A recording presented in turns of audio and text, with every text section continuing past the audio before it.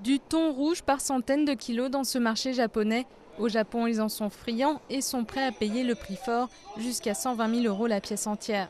Ce sont à 80% des poissons pêchés dans la lointaine Méditerranée, seule mer où l'on trouve encore le thon rouge en grande quantité. Mais le thon rouge est en danger. À cause de la surexploitation, les scientifiques estiment que les stocks ont baissé de plus de 75% en 50 ans. Face au danger, des mesures drastiques ont été prises. L'Union européenne a imposé à ses pêcheurs des quotas, passant de 32 500 tonnes en 2006 à 13 500 tonnes l'an dernier.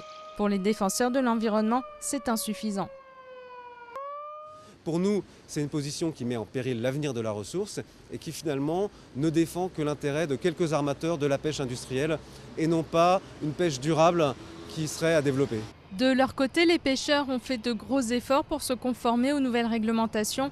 La saison de pêche se limite désormais à 1 mois contre 2 en 2009.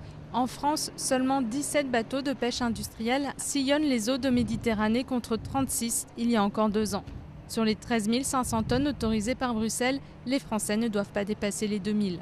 Si on venait à réduire ce quota, évidemment, on atteint la limite de rentabilité des unités de pêche. Ça veut dire la disparition pure et simple de cette pêcherie en France, qui serait très dommageable d'un point de vue évidemment économique, mais aussi d'un point de vue social. Et puis c'est tout un pan de l'économie qui disparaît et des pêcheries qui disparaît.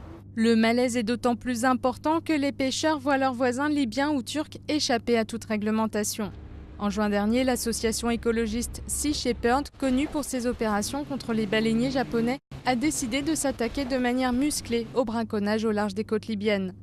Les négociations de Paris s'annoncent difficiles. En mars, à Doha, la Convention internationale sur le commerce des espèces sauvages menacées, le CITES, avait proposé d'interdire le commerce international du thon rouge, une interdiction finalement rejetée à une écrasante majorité de 68 voix, Japon en tête.